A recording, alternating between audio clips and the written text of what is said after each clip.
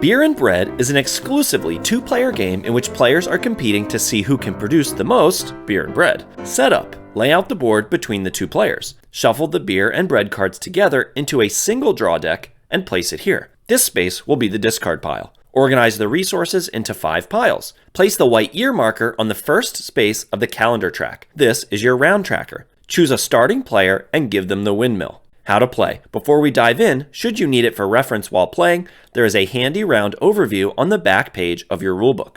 Okay, so the game is played over 6 rounds, each representing a single year. Rounds 1, 3, and 5 are Fruitful Years, while rounds 2, 4, and 6 are Dry Years. Let's cover Fruitful Years, which will be your first round of the game. First is the seeding phase. Add resources to the board like so, following the numbers printed in the green box for each field. So 7 wheat, 8 barley, 6 rye, and 6 hops. Place all water tokens into the river. If there are not enough tokens of a particular resource, only add as many as you can from the supply. Next is the card phase. Deal 5 cards from the deck to the player with the windmill, the start player, and then deal 5 cards to the other player. These cards form your hand and should remain secret, for now. Next is the action phase. The start player will take a turn by playing a card from their hand and performing an action. Cards can be used to perform one of 3 possible actions: harvest, produce, and upgrade. Let's cover these now. If you choose to harvest, play the chosen card in front of you, collecting the resources along the top of the card. If you harvest again on a future turn, place the next card you play as a harvest action on top of your previously played card like so, forming a harvest column. You then check which resources are on the card you just played and collect the total for those resources on all cards in your harvest column. Now that's a bit confusing to say, but in this example, you would collect 2 water and 1 barley when playing this card. And then if you played this on a following turn, you would collect 3 water and 2 barley, but no wheat since it's not on the card you just played. If there are not enough resources left in the fields or the river, just take as many as you can. After collecting your resources, you must immediately place them into one of your 9 storage spaces here. If you run out of room, you may swap out any resources that you wish, and any that are left over must be offered to your opponent. They can then choose to store them if they have the space, or swap them out for any they already have. Then return the leftover resources to the supply. Instead of using a card on your turn to harvest, you can produce.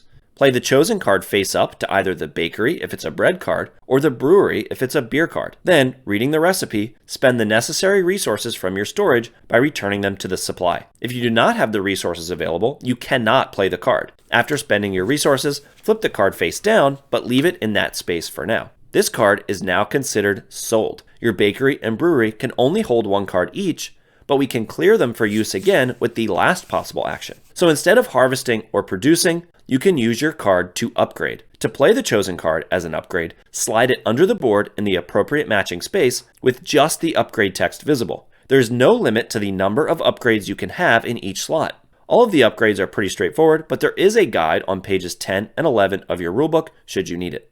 After you choose to play an upgrade, you then remove any beer and bread cards in your buildings and place them face down beside the board, making room for more cards to be sold on future turns. Fan out your sold cards so everyone can see how many of each you have. You may check the front of your own cards whenever you'd like, but not your opponent's. So those are the 3 options when playing a card: harvest, produce, or upgrade. After the start player plays a card, the second player plays a card, taking an action of their choice. Players then swap hands. Repeat this process, taking turns playing cards and swapping hands until both players have played all of their cards. Then move to the Windmill phase. Give the windmill to the player with the fewest resource tokens in storage. In the case of a tie, the windmill switches players. Lastly, move the year marker up 1 space. We then begin the next round. The second round of the game is a dry year. It's very similar to a fruitful year with a few key changes.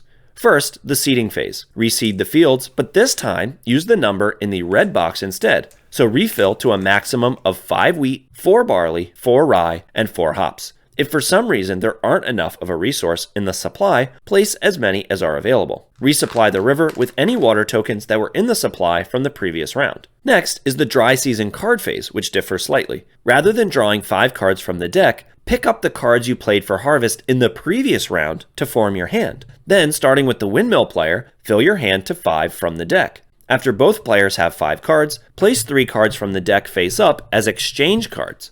We'll cover these in a moment. Now we move to the dry season action phase. You will again take turns playing cards to either harvest, produce, or upgrade, but this time you do not swap hands with your opponent. In the dry season, rather than playing a card from your hand, you may choose to swap it with one of the 3 exchange cards and immediately play it for one of its 3 actions. You may not add the exchange card to your hand to play later. After all cards have been played, we move to the dry season Windmill Phase. Give the windmill to the player with the fewest resources, and again in the case of a tie, it switches players. Discard the 3 exchange cards and any cards that were played for harvest face up. Move the calendar marker up 1 space, and begin the next round, which will again be a fruitful year. Some quick notes. If the draw deck ever runs out, reshuffle the discard pile to form a new deck. And again, you may look at the backs of any cards at any time, including the draw deck, but you cannot look at the fronts. However, you may look at the front of your sold cards, but again, not your opponent's. So after the 6th and final round, the game ends and we move to scoring. Take all of your sold cards, including those still on your bakery or brewery, and separate them into 2 piles, one for beer and one for bread. Add up the total value of your beer cards using this symbol here and the total of your bread cards. Then check if any of your upgrades in this section change your final score for either beer or bread. Now you should have a total score for beer and a total score for bread.